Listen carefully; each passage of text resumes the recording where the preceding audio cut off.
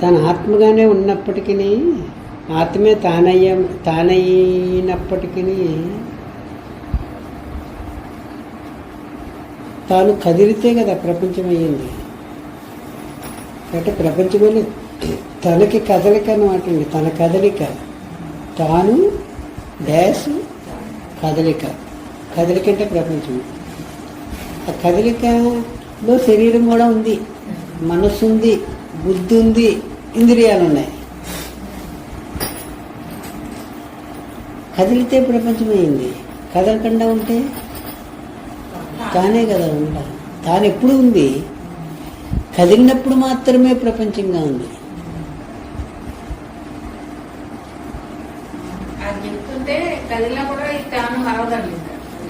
తన కదలికలే కదా.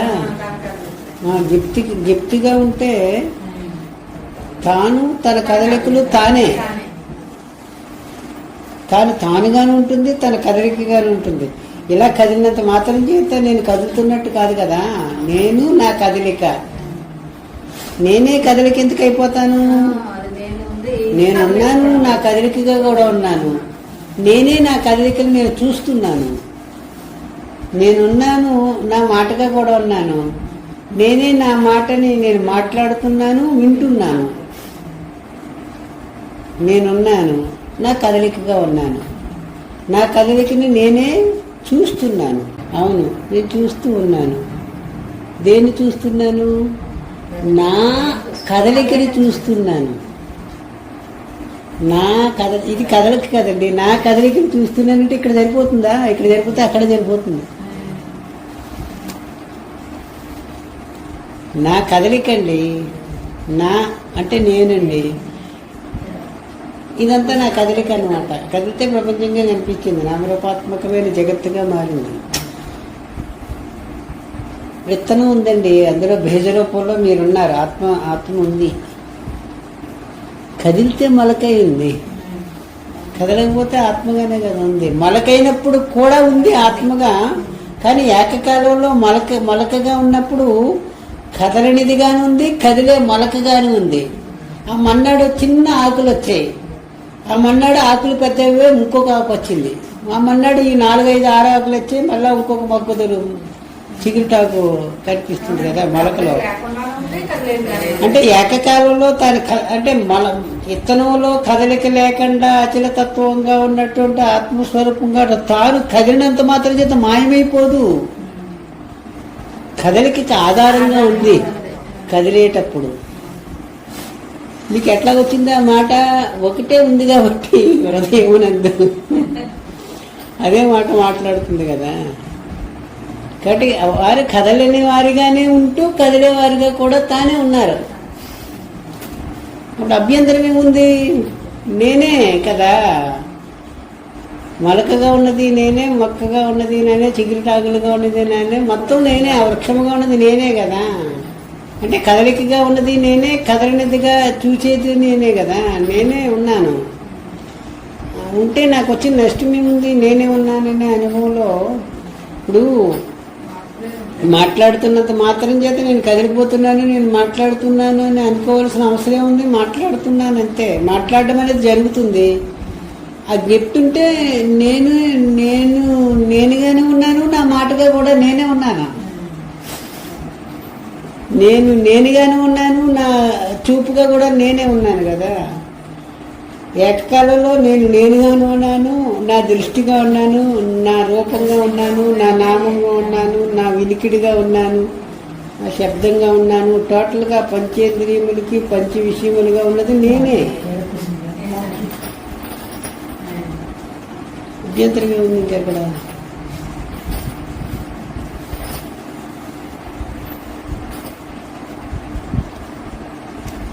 ఎందుకు చెప్పుకున్నాము?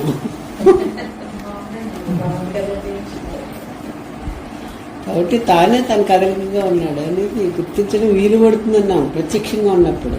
పరోక్షంగా ఉంటే వీలు పడదు, ఎదురుగుంటా ఉండాలి. కదలికను చూచేదిగా ఉన్నప్పుడు కదలికను గుర్తిస్తుంది. కదలికే తానుగా ఉంది కాబట్టి తానే తన కదలికగా కూడా ఉంది. కానీ తానే తన కదలికగా ఉన్నప్పటికీ కదలికలకి అన్నీ తన కదలికలుగా గుర్తించడం లేదు. ఈ ఒక్క కదలికనే తన కదలికగా ఎందుకు గుర్తిస్తుంది? ఇందా చెప్పుకున్నాం కదా, ఇది మాత్రమే నేనే అనుకోవడం వల్ల. ఇది కూడా నేనంటే అన్ని కదలికలు నా కదలికలే కదా. ఈ కదలిక నా కదలిక, ఏ కదలికైనా నా కదలికే. నా డాష్ కదలిక, నా డాష్ పెట్టి కదలికకి ఇది ఒకటే పేరు పెడితే ఇది ఈ కదలికే నా కదలిక అయింది. నా డాష్ తర్వాత ఉన్న కదలికలన్నీ నా కదలికే, నా తర్వాత ఉన్న మాటలన్నీ నా మాటలే. అందుకని నా తర్వాత డాష్ పెట్టి అంతా పెట్టమన్నారు. ఇంకన్నీ ఏకరువు పెట్టలేం కదా. సూర్యుడి దగ్గర నుంచి, గ్రహాల దగ్గర నుంచి, నక్షత్రాల దగ్గర నుంచి, చేవోదావో అను దగ్గర చెప్పాలి. ఈ జన్మే ఈ 100 సంవత్సరాలు కూడా కాదు, అంత ఉంది చరిత్ర. కాబట్టి అందుకే ఓ మాట చెప్పమన్నారు, అంతా పెట్టేసుకోమన్నారు. నేను డాష్ పెట్టి అంతా అంతా అనేదే లెక్కకు వస్తుంది పెట్టకపోయినా. కానీ వ్యక్తిని పెట్టకుండా ఉంటే చాలు, అంతా లెక్కకు వస్తుంది. ఇంత మాత్రమే ఉంది, అంతా ఎక్కడుంది? ఇంతే ఉంది. అది తీసి పక్కన పడేసాను. ఏంటి సర్వము అంటారు కదండి, సర్వము. సరే, ఇంకొక మాట కూడా మీరు యాడ్ చేసుకుంటే మేము సంతోషపడతాము. ఆ నచ్చదనే మాట కూడా నచ్చుతానండి. అదే ఆ నచ్చదు అనేది కూడా వద్దు. నచ్చదు అంటే మళ్ళీ నచ్చేది ఇంకోటి ఉందండి. నచ్చదు అనేది కూడా నచ్చదు నాకు. నచ్చదు అనేది మీరు ఎక్స్ప్లెయిన్, నచ్చదు అనేదాన్ని కూడా నచ్చదని అనండి, బాగుంటుంది. మీరేవో కొన్నిటిని చెప్పి నచ్చదంటున్నారండి. అంటే మీకు కొన్ని నచ్చేవి, కొన్ని నచ్చనివి ఉన్నవి. నచ్చదనేది కూడా నచ్చదు నాకు. అంటే మీరు నచ్చదనే పదాన్ని వాడలేరు. వాడకపోతే మీరే ఉంటారు మొత్తం వ్యాపించి. అంతే కదా. ఇప్పుడు మన గురువు గారు చాలా సందర్భాల్లో ఇది చెయ్యని కానీ ఇది వద్దని కానీ 2 మాటలు చెప్పడం లేదండి. చెప్పరు. మనం మాట్లాడుకునేటప్పుడు అలా చెప్తున్నారు. మనం రాసి పెట్టుకున్నప్పుడు ఆ మాటలు వచ్చాయి కానీ గురువు గారు డైరెక్ట్గా ఎప్పుడు అలా చెప్పలేదు. ఇలా చెయ్యని చెప్పరు, ఇలా వద్దని చెప్పరు. ఇది నచ్చింది అని చెప్పరు, ఇది నచ్చదని చెప్పరు. ఈ 2 మాటలు వినలేదండి నేను ఇప్పటివరకు. వాడరు. అది పొరపాటు అయిపోయింది, తనకి పెట్టేసాను, పుల్లగా ఉంది, మజ్జిగ చూసుకోలేదు స్వామి అన్న. తీరా ఇచ్చేసిన తర్వాత కొంత మిగిలిపోయింది గ్లాసులో. నేను తాగి చూస్తే పుల్లగా ఉంది. అదే పొరపాటు అయిపోయింది గురువుగారి దగ్గర. అలాగా ఎవరికి తెలుసా అన్నారు.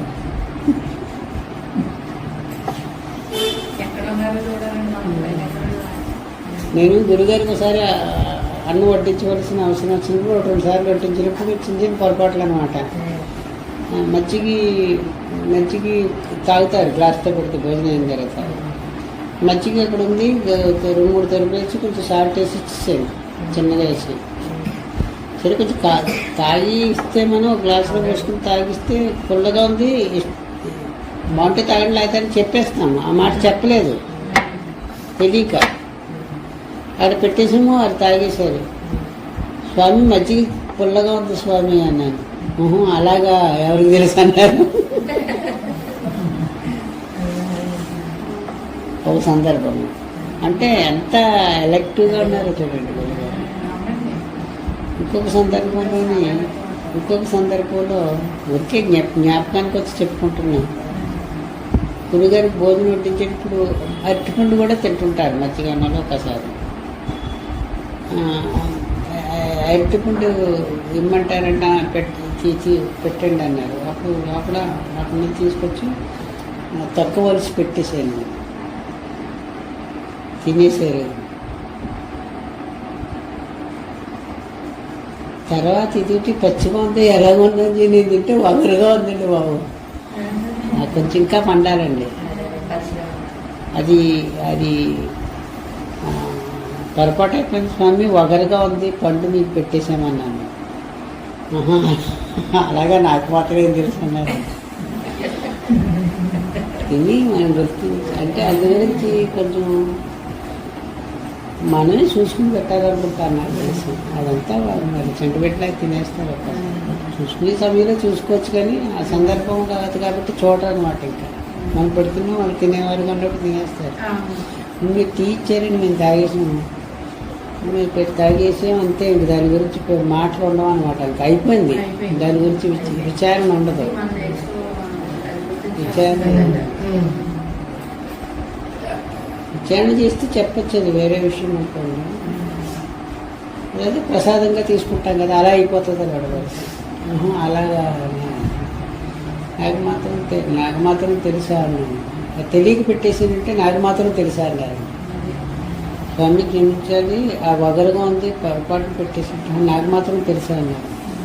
తెలియక పెట్టేశానన్నా అంటే మన పొరపాటు అంటే చూసుకుని పెట్టాలి, లేకపోతే చెప్పేయాలి ఆ మాట. స్వామి తినడానికి యోగ్యంగా లేదు, వగరుగా ఉందని చెప్పాలి కదా. అక్కడ కొన్ని పనులు ఉన్నాయండి, మనం తింటే కానీ చెప్పలేదు. పొరపాటు పెట్టేసిన తర్వాత అది వగరుగా ఉంది, పెట్టడానికి యోగ్యంగా లేదు, తీరా మన గురువు పెట్టేశాము.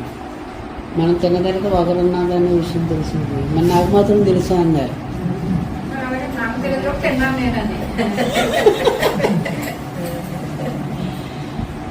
అట్లా తెలియకుండా జరిగిపోతుంది. అందుగురించి కూడా బాధపడిపోకుండా కూడా ఉంది దాంట్లో. మనకి ఫోన్ చేసేటప్పుడు బ్రహ్మార్పణం బ్రహ్మహత్య అని చెప్పుకుని తినే అలవాటు ఉంది కదా.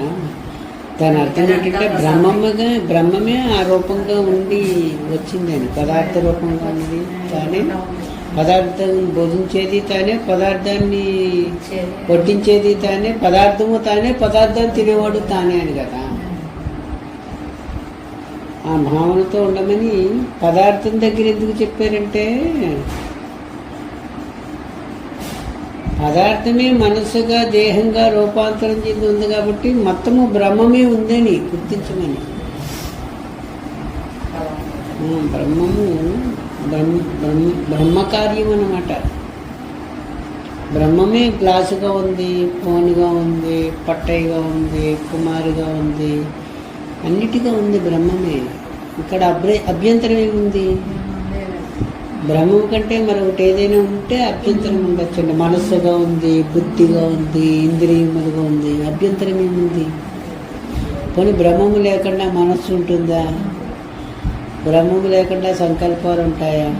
బ్రహ్మము లేకుండా పదార్థం ఉంటుందా?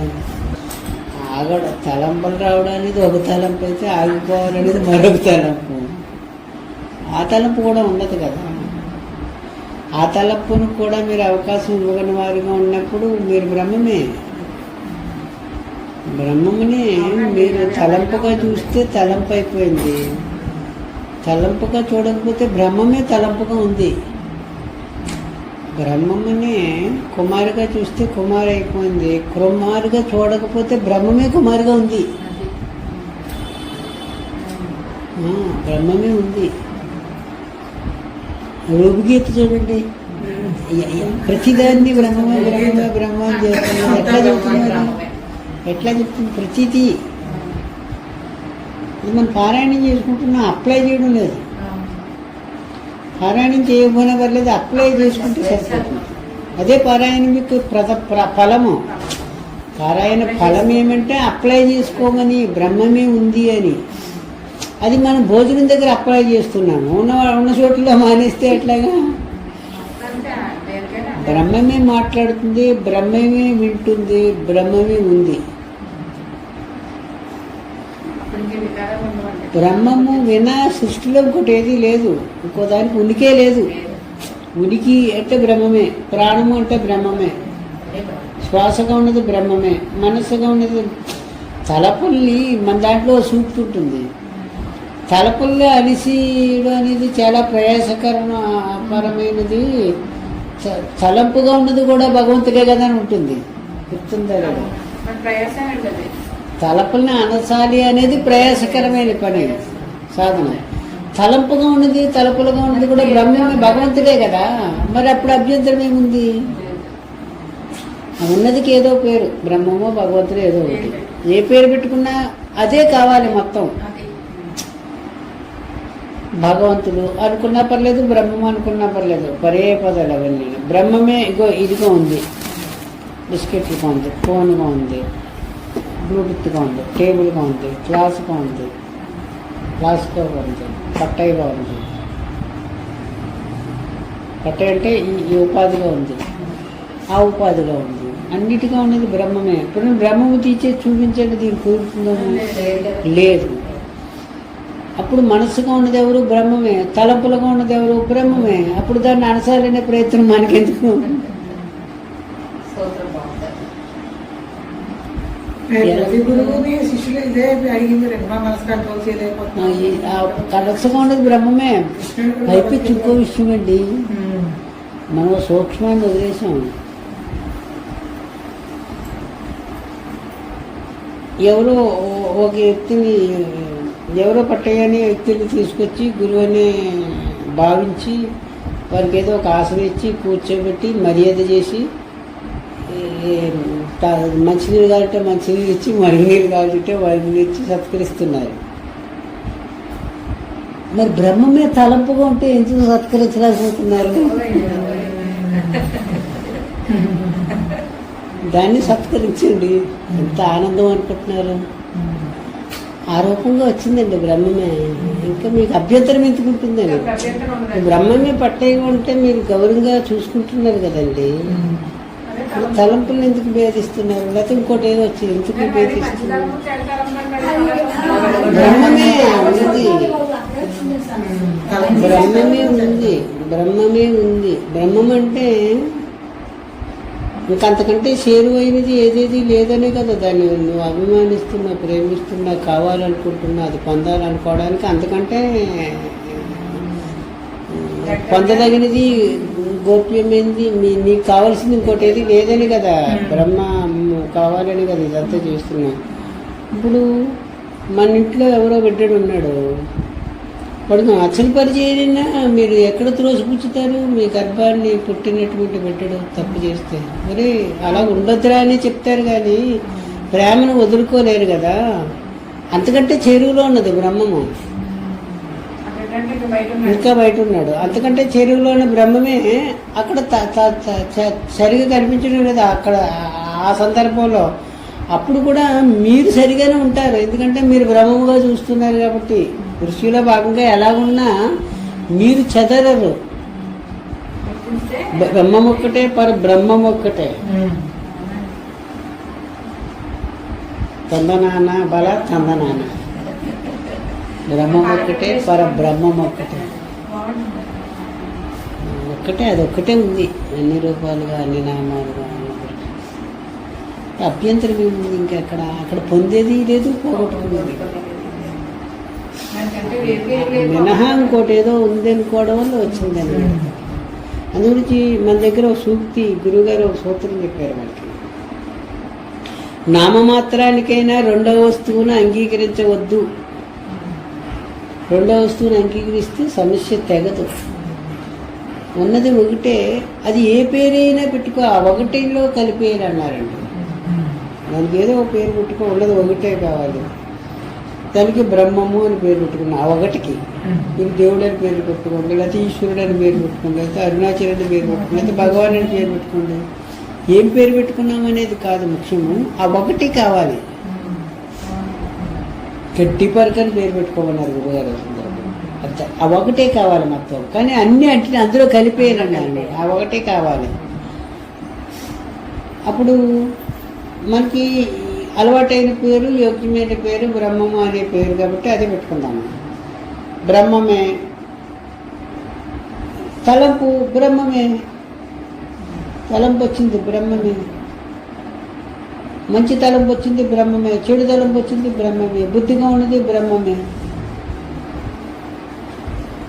బ్రహ్మము మినహా ఇంకేది రాదు. ఏ సంకల్పం వచ్చినా బ్రహ్మంలో తోసాడు, బ్రహ్మమే. ఏదో ఒక పేరు పెట్టుకుని అదే ఉంది ఆ పదార్థంగా, అలాగే ఆ వస్తువుగా. గ్లాసుకు ఉన్నది బ్రహ్మమే, పట్టేగా ఉన్నది బ్రహ్మమే, ఆ పటాలుగా ఉన్నది బ్రహ్మమే, భగవానుగా ఉన్నది బ్రహ్మమే. అప్పుడు అభ్యంతరం ఏముంది? ఇంకా ఇంకొకటి ఉందన్నప్పుడు కదండి. నామమాత్రానికైనా రెండో వస్తువుని అంగీకరించొద్దు. ఉన్నది ఒకటే, దానికి ఏ పేరైనా పెట్టుకోండి. అదే అన్ని నామరూపాలుగా ఉంది. ఎట్లా ఉందంటే నిద్రపోయిన తర్వాత మీరే స్వప్నంలో ఇంతమందిని కంటున్నారు కదా, అలా ఉంది. నిద్రపోయిన తర్వాత కలగలుగుతారు, కళలో అంతమందిని కనడం లేదు. మీరు ఎక్కడి నుంచి ఇచ్చారు వాళ్ళందరూ? మీకు సాక్ష్యం ఉంది కదా, మీరే అవుతున్నారు కదా. ఇందా చెప్పుకున్నాం కదా, అన్ని పదార్థములుగా ఉన్నది మీరే, అందులో దేవుడుగా ఉన్నది కూడా మీరే. అట్లాగే ఉంది బ్రహ్మం ఇక్కడ. ఒకేలా అది అనుభవానికి రాకపోయినా నష్టమే ఉంది, అప్లై చేయడానికి ఇబ్బంది ఉంది. అప్లై చేస్తే అసలు ఉన్నదే అదే ఉంది, నువ్వు ఇంకొకటిగా అనుకుని అవస్థ పడుతున్నావు, బ్రహ్మమే ఉందనుకో అవస్థ పోతుంది కదా అన్నారు. ఉపాయం చెప్పారనమాట. నువ్వు బ్రహ్మముని అనుకుని బ్రహ్మం అవడం కాదు, బ్రహ్మమే అయ్యుండి పట్టయ్యని అనుకుని పట్టయ్య అయిపోయావు. బ్రహ్మమే పట్టయ్యగా ఉన్నది, పట్టయ్య బ్రహ్మంగా ఉండడం కాదు. సముద్రమే తరంగంగా ఉంది, తరంగం సముద్రంగా ఉండడం కాదు. ప్రతి తరంగము సముద్రమే కదా. చిన్న తరంగం ఉండొచ్చు, పెద్ద తరంగం ఉండొచ్చు, చిన్న బుడగగా ఉండొచ్చు, పెద్ద బుడగలుగా ఉండొచ్చు. ఎలాగంటే ఉండేవండి, సముద్రమా కాదా? మరేమి బ్రహ్మమే ఉంది, నురుగుగా ఉంది, సముద్రమే కదా. ఉవ్వెత్తి పడేటప్పుడు నురుగుగా కనిపిస్తుంది, మళ్ళీ కాసేపటి మళ్ళీ సముద్రంగానే మారిపోతుంది. ఎలా కనిపించినా అనిపించినా వినిపించినా, ఎలా కనిపించినా అనిపించినా వినిపించినా సముద్రమే కదా, బ్రహ్మమే కదా ప్రపంచంగా ఉంది. అనేక నామరూపములుగా కనిపించవచ్చు గాక, వచ్చిన నష్టం. అందులో దేవుడిగా ఉండొచ్చు, జీవుడిగా ఉండొచ్చు, అవతార పురుషులుగా ఉండొచ్చు. ఏంటండి, లేదా ఆ సైట్ కాలం పక్కన పడుకునే కుక్కగా ఉండొచ్చు, బ్రహ్మమే కదా. ఇబ్బంది ఏముంది ఇంకప్పుడు? మా దృష్టి అలా సహజమైపోవాలి కదమ్మా. సహజం అంటే మీరు దీన్ని సహజం చేసుకున్నారు కదా. నేను ఇది సహజం అనుకున్నారు కాబట్టి అది సహజం కాదనుకుంటున్నారు. ఇది ఒక అసత్యాన్ని అనుకుని సత్యమని అనుభవించినప్పుడు సత్యాన్ని అనుకుంటే ఎందుకు సత్యం కాదు?